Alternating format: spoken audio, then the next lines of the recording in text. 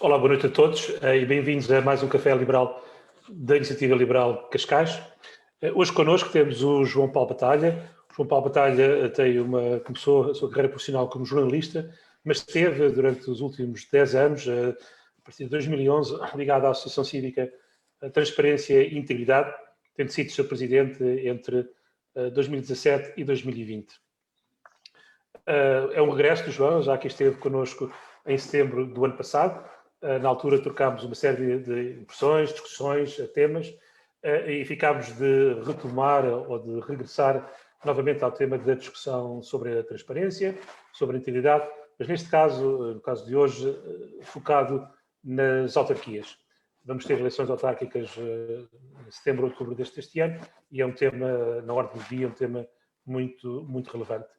Antes de passar a palavra ao João Paulo, eu queria aqui explicar um pouco as regras de como funciona um café liberal. Está sendo transmitido em direto na nossa página, na página de El Cascais no Facebook, e convidamos todos os que estão a assistir, que queiram fazer perguntas, colocar questões, que o façam no Facebook. Nós depois transmitiremos aqui live para o João Paulo Batalha. João Paulo, mais uma vez, muito obrigado por estares connosco mais uma vez. Transparência nas autarquias é um tema quente, é um tema do dia, agora que estamos cada vez mais próximos das eleições. Passo-te a palavra. Muito obrigado. Okay. Muito obrigado, antes de mais, boa noite a todos, obrigado pelo convite para estar, já é a segunda vez no Café Liberal, ainda sem café, ou pelo menos sem café presencial, mas eu espero que isso seja, enfim, para todos nós, que seja para breve. E obrigado pelo desafio de falarmos de transparência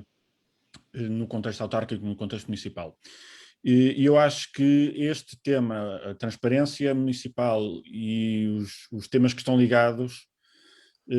devem ser ou deviam ser centrais na discussão das eleições autárquicas deste ano, porque a transparência e, sobretudo, o tipo de transparência de que nós precisamos é absolutamente crucial para o novo ciclo de desenvolvimento económico, social do país e obviamente, também das autarquias. E eu vou tentar explicar muito rapidamente o que é que quero dizer com isto. Há dois grandes mecanismos de legitimação do poder político. Um é pelos resultados que produz, portanto, um poder político é visto como legítimo e aceito pelos cidadãos se produz segurança, em primeiro lugar, desenvolvimento económico e social, enfim, paz e prosperidade. E, portanto, as pessoas têm tendência a aceitar ou até apoiar regimes políticos que dão estes resultados, que dão bons resultados, mesmo que sejam regimes autoritários. E o outro mecanismo de legitimação é pelos processos. Portanto, se as pessoas se revêem nos processos de tomada de decisão e nos processos de funcionamento dos sistemas políticos, elas aceitam a legitimidade desses sistemas políticos, mesmo que eventualmente nem sequer concordem com as políticas que estão a ser seguidas. Por exemplo, quando as pessoas votam em eleições e têm a confiança de que as eleições são livres e justas, mesmo que não ganhem o partido em quem votaram, elas, compreendendo o processo, aceitam os resultados. E eu acho que o poder local em Portugal tem funcionado, sobretudo, com base nesta legitimidade de resultados. E eu aqui não estou a falar das eleições, porque obviamente as eleições são, felizmente, um dado adquirido em Portugal e felizmente todos confiamos, e acho que com boa razão, que elas são livres e justas. O que é que eu quero dizer com isto? Eu acho que o poder local em Portugal teve um papel fundamental na nossa experiência democrática, desde logo a infraestruturar o país. Quando o sistema de poder local se começa a organizar em 1976, uma parte importantíssima do país não tinha ainda sequer água canalizada, esgotos, ligação à eletricidade, portanto faltavam infraestruturas básicas. E o poder local teve um papel muito importante, por exemplo, no saneamento básico, a criar estas infraestruturas. Depois houve uma segunda fase, a partir mais ou menos do início dos anos 90, em que esse trabalho de infraestruturação básica estava feito e se continuou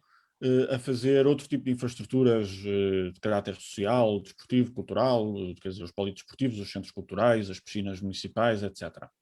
Foi um outro segundo ciclo de obra pública em que os cidadãos nos vários municípios viam algum resultado das escolhas que faziam no poder local. Viam, digamos assim, para usar o termo que todos reconhecemos, viam autarcas a fazer obra. E portanto, o regime democrático do sistema do poder local legitimava-se pelos resultados, porque se fazia obra, porque se construía, vinha dinheiro europeu que servia para muitas destas infraestruturas e, portanto, a relação entre os eleitos e os eleitores e a relação de confiança com o poder local fazia-se essencialmente com base nesta legitimação pelos resultados. Faziam-se obras e inauguravam-se coisas, havia uma percepção de que o concelho, a região ia crescendo, ia-se infraestruturando, e portanto até mesmo nos concelhos do país que perderam população num movimento longo, ganharam equipamentos, ganharam alguma qualidade de vida, comparativamente ao que estavam em 75, 76. E portanto a relação dos cidadãos com o poder, especialmente a nível local, tem sido muito baseada nesta legitimidade do resultado da governação. Só que eu acho que esse ciclo de obra pública está a chegar ao fim, ou na verdade já chegou ao fim. Nós já temos as infraestruturas que precisamos, já estamos praticamente todos, seguramente é o caso no Concelho de Cascais, ligados à rede pública de eletricidade, de água, de saneamento. Já temos centros culturais, equipamentos de todo o tipo de cultura, de desporto, etc., de lazer também. E, portanto, o ciclo da grande infraestrutura está a chegar ao fim, ou já chegou ao fim, na verdade, embora muitos autarcas eu acho que ainda não tenham propriamente aceito isso ou percebido isso. E, portanto, isso também ajuda a explicar uma apatia crescente dos eleitores em relação às eleições, nomeadamente autárquicas, que, sendo as eleições de maior proximidade, são das eleições que têm maiores taxas de abstenção, e no caso de Cascais, que é também o meu concelho, nós vemos isso. O Concelho de Cascais é um dos recordistas nacionais de abstenção e de abstenção crónica nas eleições autárquicas. E isto porque é um concelho onde a obra está feita, onde aliás também depois se fez muita obra privada de urbanização com demasiada simpatia ou hospitalidade do poder local nos licenciamentos, mas essa é outra questão.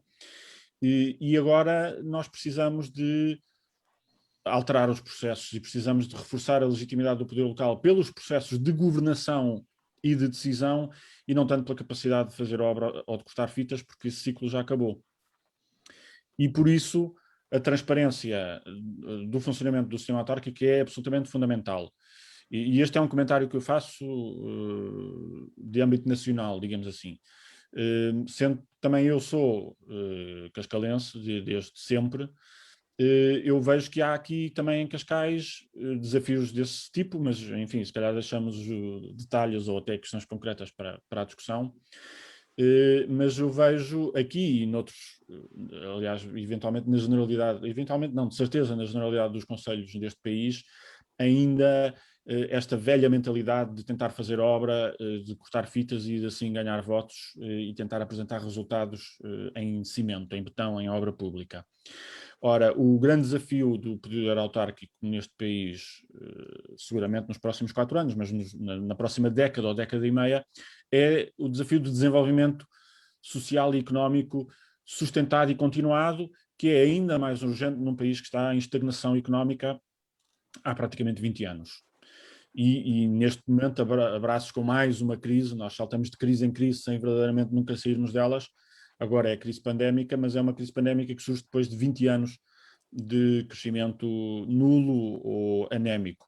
E, portanto, o grande desafio de qualquer instituição política é o desenvolvimento económico e o desenvolvimento social, e isso já não depende tanto de fazer mais obras públicas e de cortar fitas. E, portanto, esta legitimação pelo resultado também nos vai falhando, porque em 20 anos não há resultado de crescimento económico, e, portanto, nós precisamos de mudar os processos de tomada de decisão. Portanto, estou aqui a falar não só da transparência, que é fundamental, mas da participação e da prestação de contas em sentido lato. E eu acho que seguramente nestas eleições e no ciclo que está a começar, que coincide com transferência de competências, ainda mais competências do Estado Central para as autarquias locais. Nós precisamos de autarquias que sejam capazes de se reinventar e capazes de redefinir o que é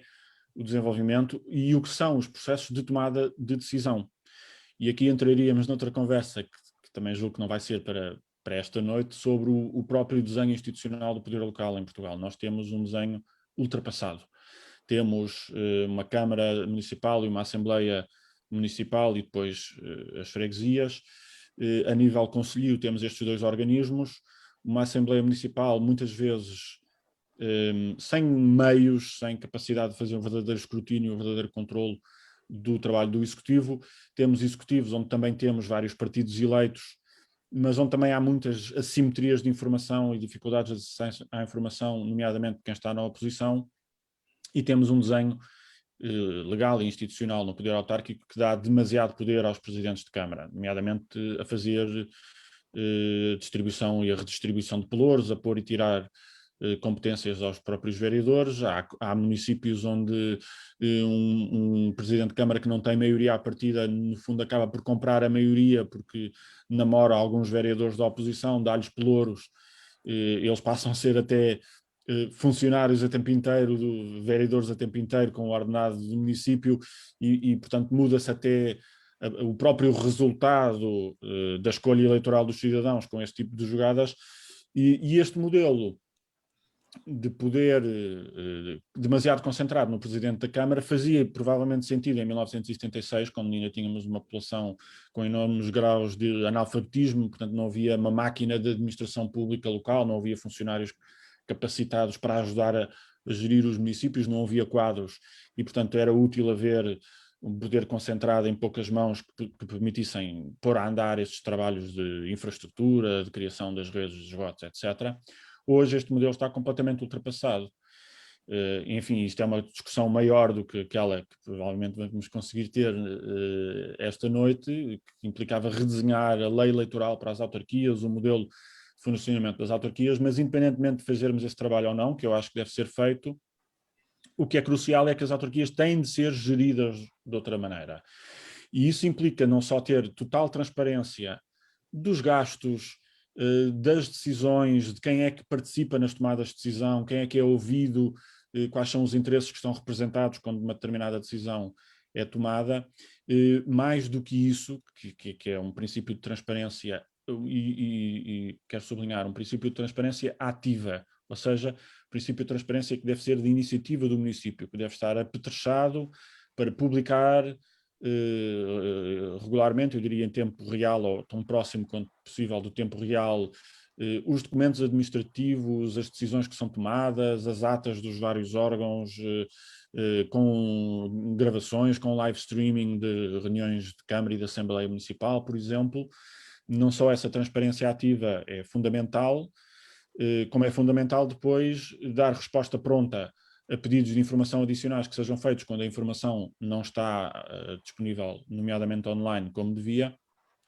Mas para além ainda disso, que é a questão da transparência como marca fundamental para as pessoas terem confiança nos processos de tomada de decisão e, portanto, no produto da governação, nós precisamos de governar muitíssimo mais com os cidadãos. Porque hoje, também, ao contrário do que aconteceu em 1976, há imensa população, e isso é verdade ainda mais num concelho como Cascais, com formação superior, com enorme experiência técnica, profissional, académica, empresarial, que conhece os assuntos, que está disponível para participar na discussão pública, nos processos de tomada de decisão, mas não tem propriamente interesse ou vocação de ser eleito autárquico e, portanto, não está representado nos órgãos eletivos, mas tem mesmo assim um contributo para dar. E mesmo as pessoas que não têm necessariamente mestrados e doutoramentos e grandes carreiras e grandes currículos, mesmo as pessoas mais humildes e menos educadas, também sabem como vivem, o que lhes falta na sua comunidade, no seu bairro, no seu concelho, e também essas estão disponíveis para participar. E, portanto, há mecanismos que nós temos que começar a desenvolver, já há gente que os desenvolve, por exemplo, a nível académico, e em alguns concelhos vão-se fazendo algumas experiências participativas, Cascais tem uma boa experiência de orçamento participativo, mas nós temos de ir para lá do orçamento participativo, que é essencialmente um mecanismo para decidirmos como usar uma parcela do investimento público municipal. Para além disso, nós temos que começar a pensar no planeamento participativo, nomeadamente no ordenamento do território, que deve ser feito também com mecanismos de participação que o próprio município já desenvolveu, semelhantes para os orçamentos participativos. Portanto, as pessoas têm que ser chamadas não num período de 30 dias de consulta pública de um qualquer plano de ordenamento, seja o PDM, seja um plano pormenor, seja um plano de loteamento, mas têm que ser trazidos a discutir as questões de estratégia do Conselho, de desenvolvimento económico e social, de planeamento do território, e isso pode-se fazer-se de muitas maneiras. Vou falar apenas uma, muito brevemente, que é o mecanismo das assembleias de cidadãos, através do qual, neste caso, um município, mas também se pode fazer, e tem-se feito em alguns países experiências a nível nacional, mas a ideia é ir buscar um número representativo de cidadãos, escolhidos aleatoriamente, por exemplo, nos cadernos eleitorais, mas que representem as várias camadas etárias, sensibilidades, estatutos etários e socioeconómicos, e estes cidadãos escolhidos por sorteio são chamados a responder a uma questão estratégica do Conselho, por exemplo, como organizar o território ou como resolver problemas como os das acessibilidades, que são um problema sério em Cascais, porque nós continuamos a ter demasiadas assimetrias entre o litoral do Conselho e o interior do Conselho. Portanto, há muitos mecanismos de democracia mais participativa que não substituem os organismos eleitos, nem pretendem substituí-los, mas que são cruciais para que os cidadãos possam ter confiança não só nos resultados da governação, mas nos processos de tomada de decisão e nos processos de funcionamento da democracia local. Porque também há dados sobre isto, quando as pessoas conhecem os processos e quando as autarquias são transparentes, o próprio eleitor tem mais tendência para participar nas eleições e tem menos tendência para votar segundo preocupações de curto prazo, de saber se a rua foi alcatroada ou não, e são capazes de pensar mais a longo prazo porque estão mais envolvidos na vida do município e são chamados a participar na vida do município. E, portanto, quando eu falo aqui na importância da transparência para o funcionamento das câmaras municipais, não é apenas no sentido de assegurar a boa prestação de contas, que é absolutamente fundamental e onde ainda há muito a fazer, é porque nós já estamos a entrar numa fase de desenvolvimento do poder local em Portugal que exige uma maior participação, uma participação rotinada dos cidadãos nos processos de tomada de decisão. E a própria transparência é, obviamente, o ponto zero, o ponto de partida para que essa participação se possa fazer, porque sem informação não há a mínima capacidade de participação. E, portanto, este é o grande desafio para as próximas eleições autárquicas, seguramente, e para o próximo ciclo de desenvolvimento, e eu espero ver pelo país fora, mas obviamente também em Cascais, que é o meu concelho, esta questão da transparência municipal no centro da discussão pública e até da disputa eleitoral. Obrigado. Obrigado, João. Eu peguei no tema que tu que referiste sobre a importância das autarquias em fazer essa transição do obra feita para a própria gestão e a todo o conceito associado a, no fundo, ter uma máquina mais eficiente, mais transparente, mas também mais justa com todos. Se for um cidadão, que eu penso, mas eu ainda quero que a minha rua seja alcatroada e que eu tenha mais um centro de dia aqui ao pé. E eu acho que às vezes a dificuldade do cidadão é perceber em que é que uma maior transparência o vai beneficiar. Porque ver uma estrada nova feita ou ver um novo centro de saúde é algo que é visível. É muito fácil para qualquer pessoa perceber isto é bom para mim. Mas falar de transparência é um pouco subjetivo. Ok, eu agora passo a saber tudo aquilo que a autarquia gastou em tempo real, em que é que isso melhora a minha vida? Bom, de facto essa é uma boa questão e isso melhora a vida no sentido em que temos mais informação, mas de facto isso não é suficiente. Ou seja, temos mais informação, podemos passar à frente de um estaleiro de uma obra e podemos perceber o que é que está a ser feito ali, porque há uma placa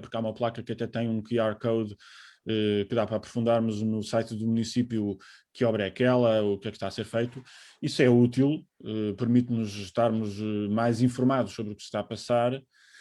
mas não é suficiente. E aqui a questão é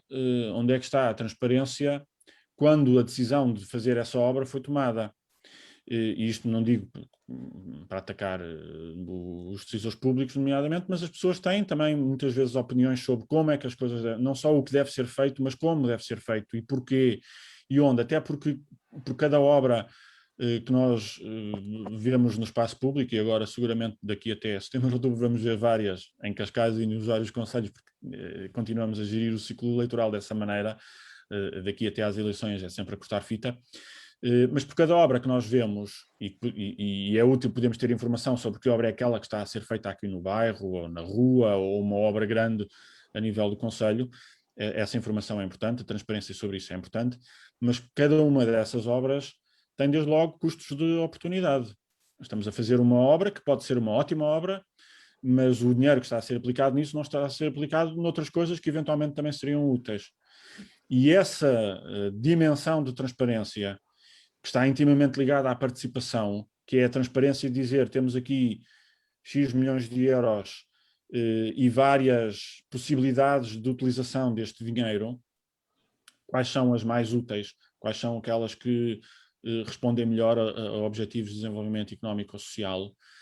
Essa dimensão de transparência, que é pôr as questões aos cidadãos antes de serem tomadas as decisões, e permitir que eles participem nessas tomadas de decisões, essa dimensão está completamente subdesenvolvida, tirando a experiência, que é uma experiência positiva dos orçamentos participativos. Mas lá está, os orçamentos participativos pegam numa parcela do orçamento de investimento municipal e deixam a decisão para os municípios. Mas há muitas outras dimensões de investimento municipal e até de organização dos serviços municipais, de prestação dos serviços aos cidadãos que precisam de ser desenvolvidas. Portanto, aos cidadãos, eu não vou dizer serve pouco, porque seria injusto, até porque eu, como ativista, tenho muita experiência de perder semanas, meses, às vezes anos à procura de informações que não são fáceis de obter. Portanto, é sempre útil ter informação, é sempre útil ter informação sobre aquilo que está em curso, mas essa não é uma dimensão suficiente. Portanto, o que é que as pessoas ganham com este tipo de informação? Ganham uma capacidade de perceberem melhor o que é que já foi decidido e o que é que já está a decorrer, mas isso não lhes dá a oportunidade de participarem nos processos de decisão. E é por isso que eu insisto muito nesta dimensão de transparência, que seja a transparência de envolver as pessoas, porque o que nós temos muitas vezes, da parte da generalidade dos municípios, é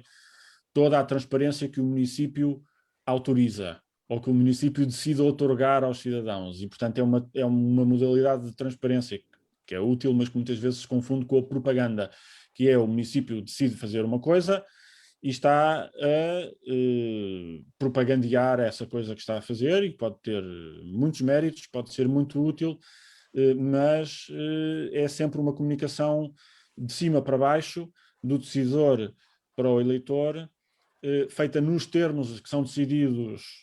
por quem está a comunicar, que é o decisor político, e portanto aí há muitas falhas, e depois há muitos detalhes que muitas vezes não estão disponíveis ou que escapam aos cidadãos,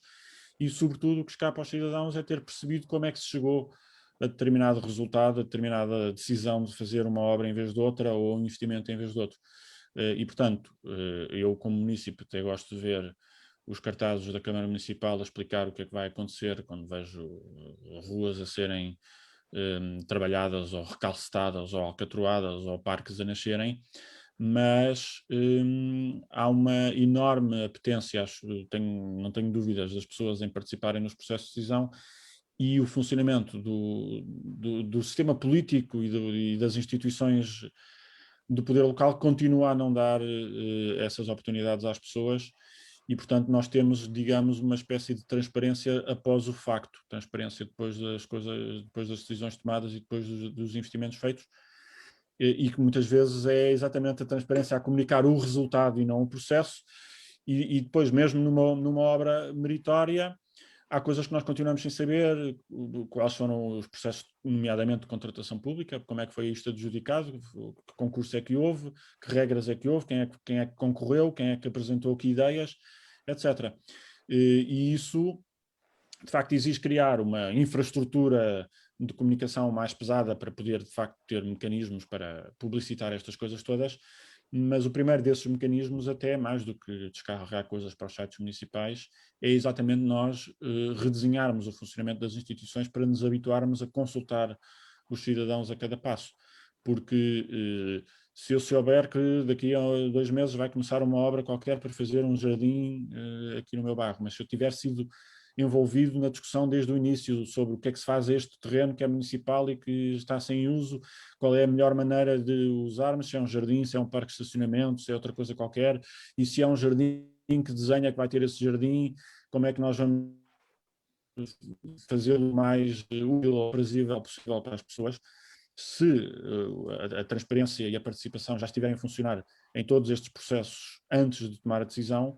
quando eu ouvir a obra a começar e o cartazinho da Câmara a explicar o que é, já eu sei o que aquilo é, porque já estive envolvido naquilo.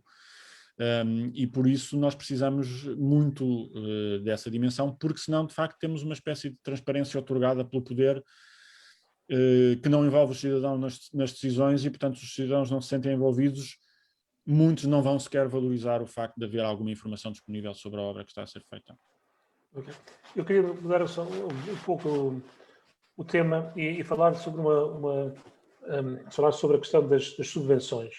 As instituições públicas e, normalmente, as câmaras têm uma porcentagem significativa do seu orçamento alocado a subvenções. E nós, quando estivemos à procura de informação sobre como é que elas são decididas, como é que elas são escolhidas, qual é o critério que foi utilizado, ou mesmo se elas são bem utilizadas, é uma informação que não existe em geral, ou pelo menos nós não encontramos. É essa também a tua percepção, que no campo das subvenções há ainda muito para fazer, ou seja, nós temos, por exemplo, os contratos, temos o portal base, está lá alguma informação, não é ideal, mas está lá alguma. Mas nas subvenções falta-nos muita coisa. Concordas com esta conclusão ou pensas que... Sim, concordo em termos genéricos, não conheço assim em detalhe o que se passa em Cascais, mas a questão é muito semelhante em quase todo o lado. Ou seja, como apesar de tudo nos últimos anos tem vindo a fazer algumas alterações legislativas, a criar algumas obrigações legais de transparência, de publicação, o portal base é um exemplo, cria-se um incentivo que às vezes, enfim, é melhor do que nada, mas às vezes é perverso, para as autarquias cumprirem as obrigações legais de transparência e nada mais. Isso significa que, em termos de contratação pública, publicam os contratos, mas não todo o processo que dá origem àqueles contratos, como porque é que é este contrato e não é outro, porque é que é este concorrente e não é outro, isso nós continuamos muitas vezes sem saber. E no caso das subvenções, é a mesma coisa ou pior, porque de facto as coisas são deliberadas em reunião de Câmara, por uma exposição que é feita pelo vereador que propõe, e eventualmente, em alguns casos, temos acesso a essa exposição de motivos, que obviamente, invariavelmente, tem muito boas razões, porque é uma associação que tem, ou uma coletividade, ou uma IPSS que tem um trabalho relevante de dinamização desportiva ou cultural, ou na prestação de serviços sociais a populações carenciadas, ou pessoas com deficiência, o que for. Portanto, há sempre boas razões para apoiar coletividades, IPSS, ou até subvenções a outro tipo de organizações que façam qualquer evento de promoção do concelho ou de produtos produzidos no concelho, etc. Só que, de facto, eu diria que faltam duas coisas, essencialmente. Falta muitas vezes a informação de base, que justifique melhor a necessidade daquele apoio, ou daquela subvenção em particular. Portanto, falta muitas vezes fundamentação. E depois falta uma noção de quais são as métricas de avaliação da utilidade desse gasto. Porque, obviamente, não tenho nada contra os municípios financiarem associações, instituições particulares de solidariedade social, até organizadores de eventos que possam trazer visibilidade para o concelho. Nós chegamos, há municípios, e Cascais já foi um deles, não agora, mas há uns anos, em que até patrocinaram telenovelas para que fossem filmadas no concelho. Eu acho que isso, enfim, é admissível, mas tem que ser bem justificado e, nomeadamente, tem que ser acompanhado de objetivos, de métricas de avaliação de desempenho que nos permitam depois, no final, saber se o dinheiro foi de facto bem empregue e se bem empregue no sentido de não foi desperdiçado, não foi desviado, etc., mas bem empregue também no sentido de saber se aquilo que se pretendia atingir com aquele apoio municipal foi verdadeiramente atingido ou não, se os resultados que queríamos obter foram obtidos ou não. E muitas vezes há boas razões muito caridosas para fazer determinados investimentos e dar determinadas subvenções, mas nem no início elas são acompanhadas dessas métricas que nos permitam depois perceber se os resultados foram objetivos. E, portanto, como não se definem resultados nem metas a atingir à partida, depois fica sempre à opinião de cada um saber se aquilo valeu alguma coisa ou não. E, portanto, aí também seguramente os processos de tomada de decisão têm que ser muito melhorados e parte disso é garantir que depois a informação disponível seja também não só disponibilizada mais atempadamente, mas seja muito mais completa. Como é que nós estamos aqui em Cascais, que é uma autarquia grande, com bastantes recursos, com algum nível de sofisticação, como tu referiste no princípio, com acesso a um conjunto de quadros qualificados, experientes. Mas quando pensamos numa autarquia mais pequena, no interior do país, que tem como habitantes 5 mil, 10 mil habitantes, como é que uma autarquia dessas se pode equipar, digamos assim, para ter toda essa sofisticação e esses mecanismos e esses quadros, quando ela é em si mesmo pequena? Essa é uma boa pergunta. A resposta curta devia ser não pode, não consegue, mas não tenho a certeza que seja, sinceramente. A Transparência e Integridade fez durante 5 anos, de 2013 a 2017, o Índice de Transparência Municipal, e o que nós fazíamos era medir os sites, avaliar os websites dos 308 municípios portugueses à procura de informação de interesse público e, portanto, por peças de informação, digamos assim, de interesse público que foram definidas por um painel independente de peritos e conhecedores do poder local. E o que nós constatámos foi que os municípios mais pequenos, ou enfim, de média dimensão, mas às vezes municípios pequenos, um dos que esteve consistentemente nos lugares principais foi a Alfândega da Fé, em Trás-os-Montes, e vimos que esses municípios pequenos tinham muitas vezes maior facilidade e melhor resultado nesse índice de transparência municipal do que os municípios maiores. Em parte porque, sendo municípios mais pequenos, têm equipas municipais mais pequenas também e, portanto, mais capacidade de tomar decisões e de implementá-las e de reformular processos sem ter que navegar máquinas burocráticas muito pesadas. E, portanto, isso foi uma lição interessante que eu pessoalmente não estava à espera, é que não é preciso ter grandes máquinas administrativas para ter boas práticas e boas métricas de transparência e de partilha de informação. À partida, um município mesmo de pequena dimensão tem quadros em termos de funcionários municipais suficientes para pelo menos ter algumas boas práticas de transparência, de partilha de informação, de disponibilização de informação. Agora, há de facto um grande desafio com a nova transferência de competências para os municípios, em que o Estado Central vai transferir muitas competências, muitos poderes, para que em muitos casos as autarquias não vão estar preparadas para lidar com eles. E a mim assusta-me pensar que podemos ter no futuro muitos mais casos, como o que tivemos há poucos anos em Borba, com a derrocada de uma estrada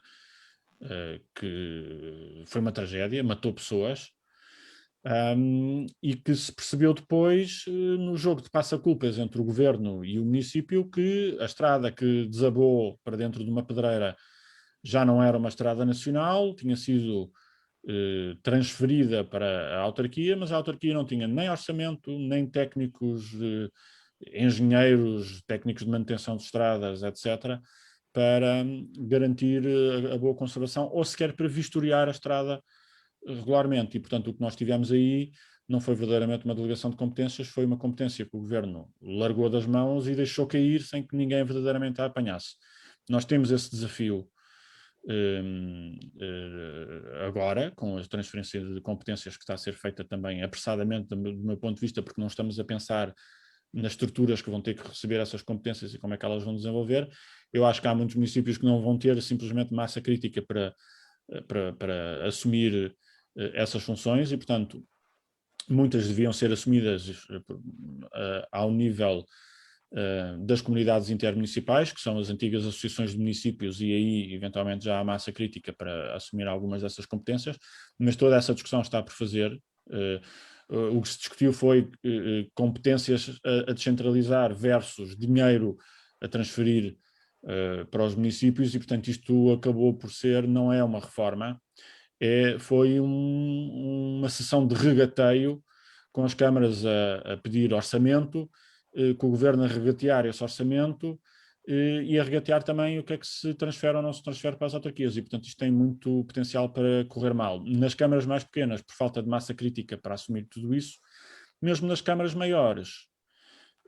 o desafio é saber como é que nós vamos organizar a prestação destes serviços e dessas novas competências, se vamos assentar essas responsabilidades acrescidas na administração pública local que já temos, ou se vamos andar a multiplicar empresas municipais e intermunicipais, que muitas vezes acabam por ser praticamente administrações públicas paralelas, geridas com um peso muitíssimo mais forte da liderança política, e que muitas vezes, depois, como vamos vendo, infelizmente servem para colocar amizades políticas ou familiares de amizades políticas, e acabam por se transformar muitas vezes em agências de emprego político, que mesmo quando funcionam bem, o que é duvidoso, porque geralmente quando se enxameiam as organizações de pessoas por confiança política, as competências técnicas não lá estão, mas mesmo quando funcionam bem, funcionam com desperdício, porque têm um quadro técnico eventualmente capacitado, mas depois têm muitas destes quadros, ou destas lideranças, ou destas assessorias, que vêm mais fazer trabalho político e têm currículo político. E, portanto, esta é uma questão, quer nos municípios pequenos, quer nos municípios grandes, nós temos que, como cidadãos, temos que acompanhar com toda a atenção e com todo o espírito crítico. Eu vou pegar exatamente nesse tema das empresas municipais e de todo um conjunto de entidades, instituições que gravitam à volta de uma Câmara Municipal, para abordar um tema relacionado, que é como é que eu garanto, ou como é que eu transmito ao cidadão, ao município, ao eleitor, que um processo de recrutamento para um cargo numa Câmara Municipal ou numa empresa municipal, bem como a progressão na carreira, é feito com base em critérios de performance e não com base, como referiste, em critérios de filiação partidária. Como é que eu torno esse processo transparente? Como é que eu sei que a pessoa vai ser recrutada não é porque é amigo do Presidente da Câmara, ou parente, ou porque é membro do partido do Presidente da Câmara, mas sim porque foi, efetivamente, é a pessoa que tem as melhores qualificações para esse lugar? Pois, essa questão é fundamental e lá está, e é mais uma questão onde essa dita transparência de publicação de papéis não é suficiente para resolver. A questão é, para nós verdadeiramente garantirmos mesmo aos funcionários públicos, às pessoas que estão a fazer carreira na administração pública, que podem progredir pelo seu mérito e pela qualidade do seu trabalho, nós primeiro temos que garantir que as cúpulas dos cargos de administração pública, e isto aplica-se quer a nível local, quer a nível nacional, aliás, até se tem discutido mais a nível nacional, mas a questão também se coloca nos municípios, que os cargos de topo das organizações de administração pública, nacional ou local, repito, não são ocupados por pessoas, por comissários políticos. E, na verdade, o que nós constatamos é que muitas vezes, infelizmente quase sempre, nas grandes estruturas e nas pequenas, no governo e nas autarquias, esses cargos são capturados por nomeações políticas. Nomeações políticas, às vezes acompanhadas de todos os papéis de concursos, de deliberações, a justificar porque é que é aquela pessoa a nomeada. E aí sim temos muita transparência porque temos os papéis todos publicados, mas a verdade é que nós temos um sistema demasiado opaco em si próprio e que promove muito esta promiscuidade entre lugares de confiança política e lugares da administração local ou nacional. E nós temos que fazer essa separação de uma vez por todas. Nós temos que definir quais são verdadeiramente os cargos que nós aceitamos que sejam de nomeação política, e esses são nomeados ou pelo Ministro, ou pelo Secretário de Estado, ou pelo Presidente da Câmara, mas os seus mandatos cessam quando o Presidente da Câmara mandar, ou quando o Presidente da Câmara acabar o seu próprio mandato, e eu acho que esses deviam ser tipicamente aqueles cargos de gabinete, não é? Chefe de gabinete, os assessores, etc. Mas as pessoas que estão nas instituições que não são eleitas, portanto, mesmo que sejam empresas municipais, ou repartições, ou direções municipais, ou direções gerais a nível do Estado Central, devem ser funcionários de carreira. E, portanto, as carreiras devem ser estanques. Quem faz carreira na administração pública, faz carreira na administração pública e tem que saber que, se for competente, se for bem avaliado, de acordo com critérios que têm que ser minimamente objetivos, pode ambicionar chegar a um topo da carreira, à direção do organismo municipal, à direção de uma empresa municipal, etc., ou à direção geral de um organismo do Estado Central, o que for. Mas isso tem que ser como uma carreira estanque das carreiras políticas e dos processos de nomeação política. Ou então, de facto, temos que nomear, temos que assumir que um diretor-geral ou um diretor municipal é um cargo de confiança municipal e, portanto, assumir que o Presidente da Câmara nomeia quem quiser e depois responsabiliza-se pelo trabalho que essas pessoas fizerem. Porque o que nós temos agora, quer a nível municipal, quer a nível nacional, é perverso, porque é um sistema que supostamente é despartidarizado, no sentido em que supostamente há concursos, e acaba por havê-los na mesma, concursos e escolhas alegadamente por mérito, mas é um processo completamente manipulado pelos responsáveis políticos, que acabam sempre a escolher as pessoas da sua confiança pessoal e política, e depois tem ali um alibi, quer dizer, depois ninguém é responsável, porque se a pessoa cumprir mal a função da administração que ganhou ou que lhe foi dada, o responsável político desmarca-se e diz que não tem culpa porque foi um processo, enfim, de concurso, e quem faz os concursos também não se responsabiliza por aquela escolha, porque em última análise há uma decisão ou uma influência do responsável político, e depois ninguém é responsável por nada. Portanto, nós temos que ter, para essas coisas serem verdadeiramente transparentes, não basta publicarmos documentos de concursos fabricados, e é este o termo, muitas vezes, fabricados. Temos que separar carreiras políticas e carreiras de administração pública e garantir um muro entre uma coisa e a outra, porque senão, lá está, não estamos a falar de transparência, estamos a falar de propaganda, através da qual se pode dizer que escolheram os melhores, mas verdadeiramente não há nem transparência nem responsabilização pelo trabalho que esses altos dirigentes depois fazem. Eu vou fazer uma última pergunta do meu lado, depois passo ao João e ao Frederico, antes aqui a monopolizar as perguntas todas, mas é uma última pergunta. Há uma percepção, ou não, é uma pergunta, na opinião pública, de que os autarcas em geral, e não estamos aqui a falar de nenhum conselho em particular, nenhum autarca em particular, mas uma percepção geral de que os autarcas ou os políticos autárquicos em geral, velam mais pelos seus interesses pessoais que necessariamente pelos interesses da população. Ou seja, no fundo, este fosso que existe entre os políticos e os eleitores, com uma grande falta de confiança na idoneidade ou na integridade dos seus dirigentes, especificamente autárquicos, mas não sendo autarquia A ou autarquia B. Esta pergunta é uma pergunta genérica. Essa percepção existe e está demonstrada em vários estudos de opinião. Eu não vou citar os estudos de opinião porque não tenho os números de cor, mas o Eurobarómetro da Comissão Europeia, o último, mostra que, em termos genéricos, mais de 90% das pessoas, dos portugueses, sentem que há sérios problemas de corrupção em Portugal, e citam o governo, o parlamento, os partidos políticos e também as autarquias locais. E, portanto, as pessoas, de facto, associam genericamente o poder político pelo menos esses riscos de corrupção ou mesmo essas práticas de corrupção. E vemos que, a nível nacional, cerca de metade das denúncias por corrupção que são feitas dizem respeito a autarquias, o que também é fácil de explicar em termos práticos, porque sendo um poder de maior proximidade é mais fácil as pessoas terem conhecimento de situações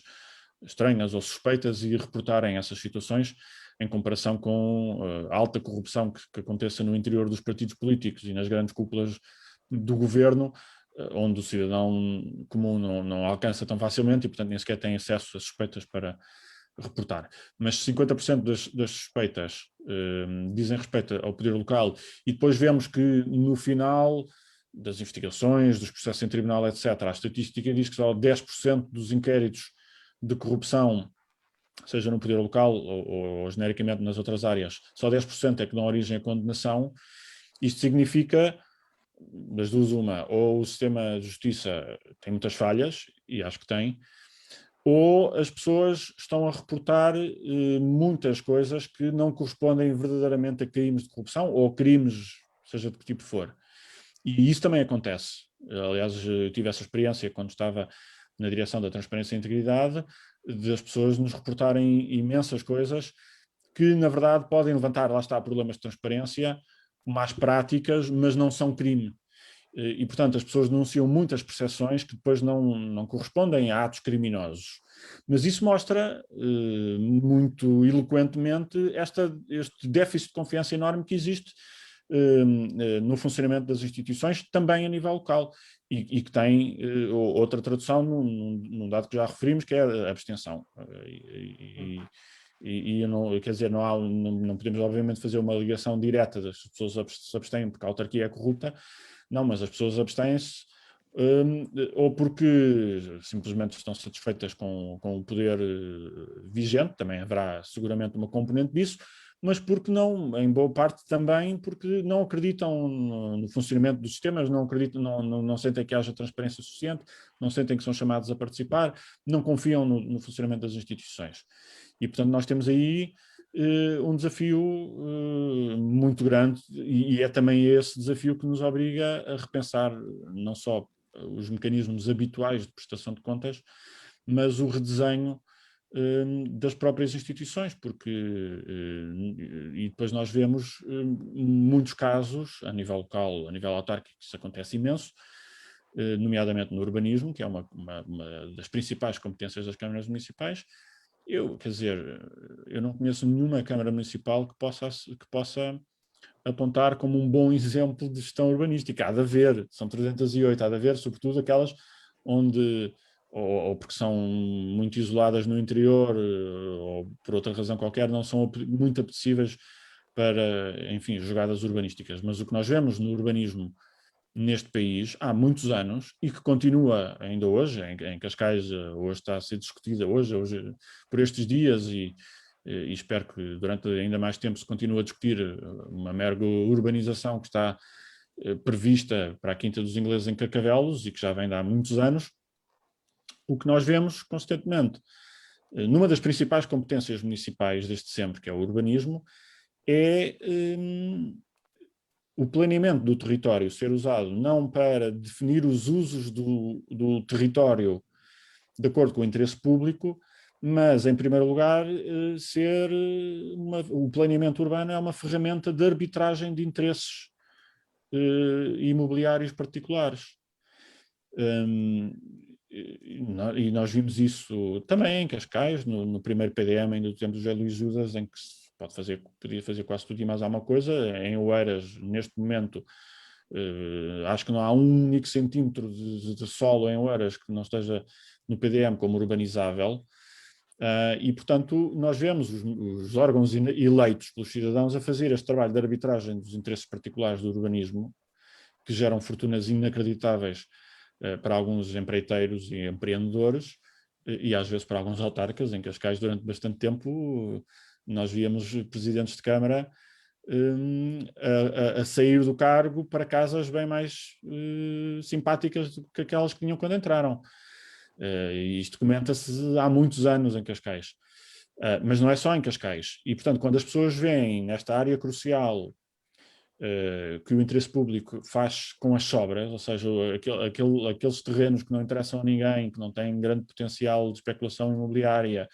esse território sobrante, digamos assim, é aquele onde nós podemos depois discutir fazer um polidesportivo ou um jardim, etc., porque em primeiro lugar servem-se os grandes interesses. Obviamente isso cria uma crise de confiança enorme e uma crise de legitimidade enorme no funcionamento do poder local.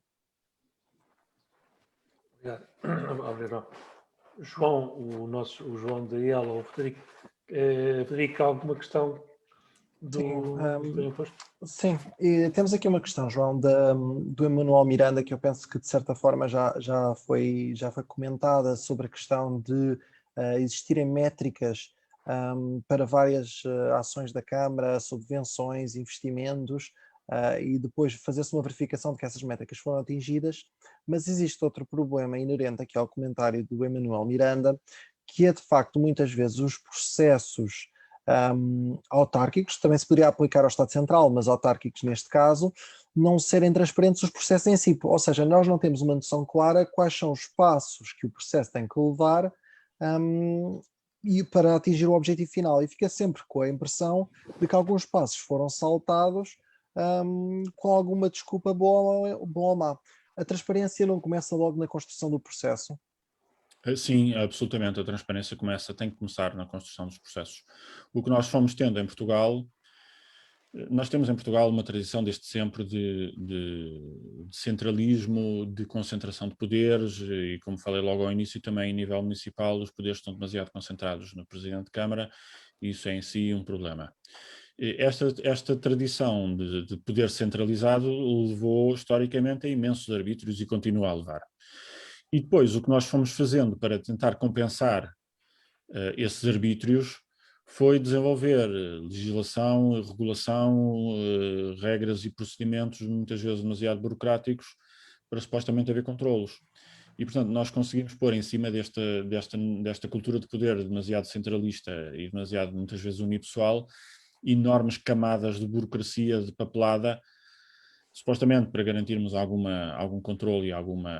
capacidade de acompanhamento e de supervisão dos processos, mas, na verdade, vemos isto, por exemplo, em matéria urbanística, lá está, em que nós vemos processos que demoram anos e anos, às vezes décadas, a serem aprovados, o que, obviamente, cria atrasos, cria danos, cria custos sociais e económicos, mas podíamos ao menos ter o conforto de saber que demoramos muitos anos a apreciar e a aprovar os projetos, mas isso pelo menos garante-nos que não temos mau urbanismo, não temos urbanismo de má qualidade, e a verdade é que temos as duas coisas. Temos péssimo urbanismo, lá está, temos urbanismo feito nesta base de especulação imobiliária e de tratar o território quase como uma mina, como uma indústria extrativa em que se tira dali alvarás de loteamento, capacidade construtiva para se fazer negócio, e depois temos processos demoradíssimos na mesma, mas com resultados horríveis, inacreditáveis, e portanto nós também temos que redesenhar estes sistemas, porque depois o que acontece, e tivemos agora um exemplo à escala nacional, é que por uma razão qualquer de emergência, também temos a autorização para saltar etapas nos processos administrativos. Ou seja, criamos processos administrativos labirínticos para supostamente controlar um defeito que já vem do próprio desenho das instituições e de concentração de poderes. Mas depois, porque às vezes é preciso mesmo andar depressa por razões de urgência qualquer, pomos um alçapão nestas regras a dizer que em casos urgentes podemos fazer de outra maneira ou podemos despachar ainda mais. E ainda agora o Parlamento aprovou uma nova versão de uma lei que até tinha sido vetada pelo Presidente da República, exatamente para praticamente suspender o Código dos Contratos Públicos em tudo o que tem a ver com a gestão do dinheiro europeu que aí vem. E, portanto, o que acontece depois é que os casos que deviam ser excepcionais tornam-se a regra, porque estamos sempre a usar estes atalhos para fazermos as coisas. E, portanto, se nós redesenhássemos os sistemas para serem mais transparentes à partida, e aqui o mais transparente para mim é e continua a ser sinónimo de mais participados, nós podemos simplificar os processos administrativos e devemos simplificá-los imenso, para que sejam mais curtos, mais rápidos, também eles mais escrutináveis, sem exceções para, nem atalhos para situações especiais ou urgentes, exatamente para que tudo seja facilmente escrutinável, porque senão, de facto, o processo labiríntico, sem métricas de avaliação, mas às vezes até antes disso, com necessidade de carimbos de 30.000 entidades que depois não se coordenam entre si, são incentivos para criar atalhos, são incentivos para, é o que se chama criar as dificuldades para vender depois as facilidades, são incentivos muitas vezes para a própria corrupção, e criam também uma desigualdade enorme na relação dos vários cidadãos com as administrações e com o Estado, porque alguém que quer fazer uma pequena obra, pôr um anexo no seu quintal ou uma coisa qualquer de pequena monta pode ficar às vezes, ou construir uma pequena moradia num terreno que se sabe que é edificável, que até eventualmente até já tem as infraestruturas básicas lá postas, ficam um ano e tal à espera de uma licença para uma coisa absolutamente banal, e depois grandes obras ou grandes investimentos ou grandes empreendimentos são aprovados aparentemente do dia para a noite ou da noite para o dia, ao abrigo de um regime excepcional qualquer, sem que as pessoas tenham capacidade de perceber de onde é que aquilo veio e que interesse é que aquilo está a servir. E portanto, aí nós temos tido no desenho dos processos uma noção de transparência ou de aprovação ou de acompanhamento contraproducente, porque cria demasiados obstáculos, depois cria demasiados atalhos, e em Portugal nós somos bons a criar atalhos, e cria estas desigualdades. Portanto, a transparência, de facto, não é só a capacidade de nós acompanharmos esse calvário de procedimentos que às vezes se arrastam durante anos, tem que ser também a nossa capacidade de, simplificando os procedimentos administrativos, podemos acompanhar a par e passo tudo o que está a ser tramitado e decidido pelas câmaras municipais. No caso das câmaras municipais, estamos a falar de câmaras municipais, mas isso também se aplica e se devia aplicar a nível nacional. Perfeito. Do meu lado, já agora, não estamos também aqui a falar de um problema de escala, ou seja, nós vivemos numa estrutura administrativa que apareceu no século XIX, com o raciocínio daquilo que era a sociedade e a tecnologia da altura. Nós estamos um pouco também a pagar por termos evoluído, como disse, colocando camada de processo em cima de camada em algo já muito anacrónico. E se é esse o caso, que bons exemplos é que conhece lá fora que permitam uma sociedade sair deste ciclo e trazer uma estrutura administrativa mais transparente e eficiente para a sociedade? Há várias coisas que se pode olhar com atenção, e eu não digo importar porque as importações são complicadas quando estamos a pensar em instituições, em processos, porque as culturas são diferentes. Mas, de facto, infelizmente, esta resposta não vai ser nada satisfatória, mas o que nós precisávamos de importar mesmo era outra cultura. E eu acho que, lá está, eu acho que o orçamento participativo é um bom exemplo de uma coisa que se fez e que pode ser uma semente para mudarmos essa cultura, porque o que nós temos em outros países não é inteiramente diferente do que nós temos no nosso. Há uma questão que, enfim, daria 2 horas, daria uma noite inteira de discussão, e podemos voltar a falar disso se quiserem, que é a questão das mais-valias urbanísticas, e que é a fonte de imensos crimes no sentido literal, de operações criminosas que se fizeram por este país ao longo de muitos anos, mas de crimes, atentados ambientais, sociais, económicos, etc. E que é o facto de nós permitirmos que alguém, porque consegue mudar um terreno de não urbanizável para urbanizável, antes de pôr 1 cêntimo de investimento naquele terreno, já ganhou rios de dinheiro, porque entretanto tem o papel da Câmara que lhe dá uma possibilidade de construir que valoriza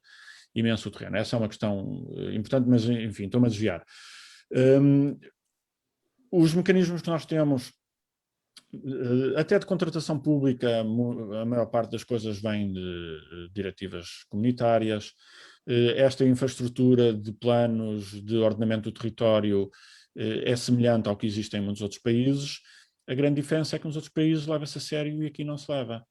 Não só o plano diretor municipal é tipicamente aquele exercício, primeiro à porta fechada, antes de vir a consulta pública, que também ela é aquele período de 30 dias, às vezes em agosto, que não permite uma discussão minimamente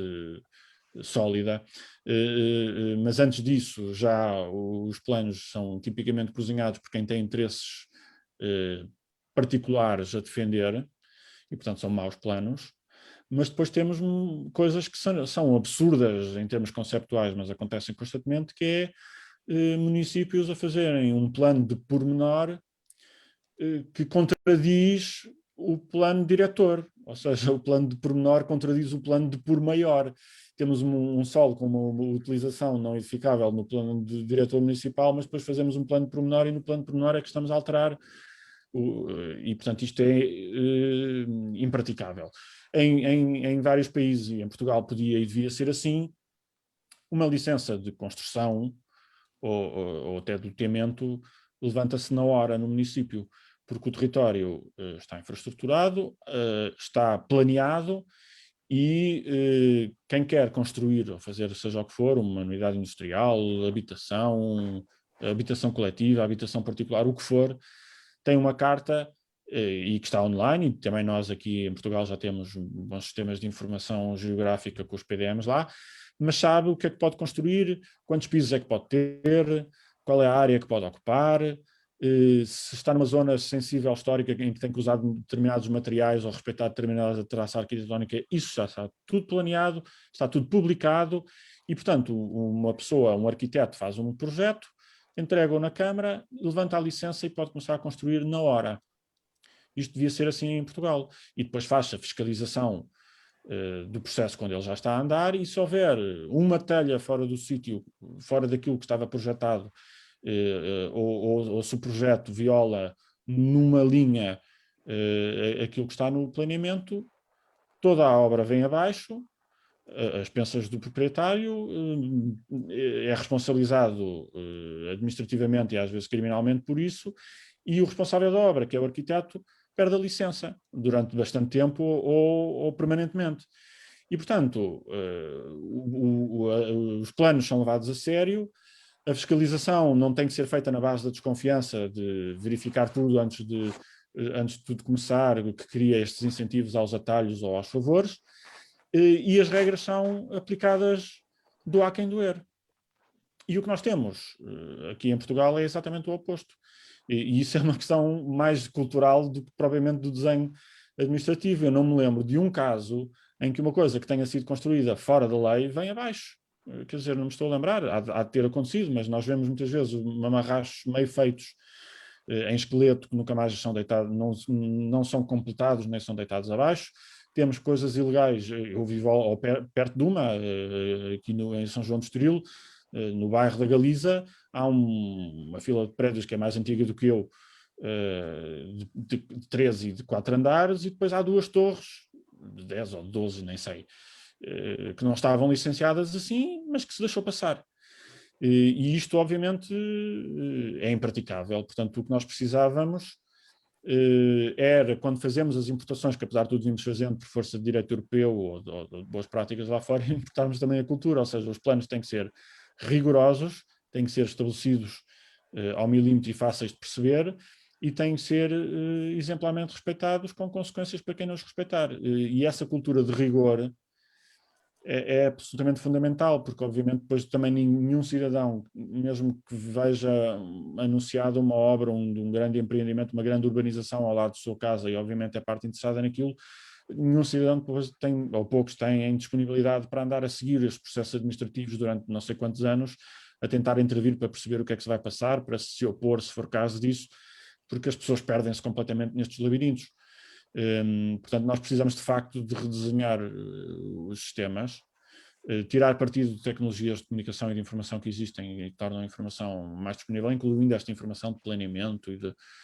daquilo que se pode ou não se pode fazer. E para isso é preciso vontade política e é preciso que o redesenho destes sistemas seja ele próprio feito com a participação desde a primeira hora dos cidadãos. Isto já não pode continuar a ser feito de cima para baixo, porque em tudo o que nós vemos, seja legislação, seja planeamento urbano, etc., que é feito de cima para baixo, há sempre uns favores que são apostos, às vezes sem nós repararmos, para beneficiar pessoas que têm acesso desproporcionado aos decisores políticos, e isso é exatamente a coisa que mais tem contribuído para a tal deslegitimação do poder e a perda de confiança dos cidadãos nos responsáveis políticos. João Paulo, muito obrigado. Já chegámos ao fim do nosso tempo, já estamos até um bocadinho acima das 10 horas previstas. Em nome de El Cascais, muito obrigado pela tua disponibilidade e por toda esta informação e esta discussão que tivemos aqui hoje. Certamente foram muito positivos para todos os que estão a ouvir agora ou aqueles que nos vão ver e ouvir em diferido, quer na nossa página de El Cascais no Facebook, quer no nosso canal no YouTube. Mais uma vez, muito obrigado e boa noite. Eu vou agora desligar a ligação direta.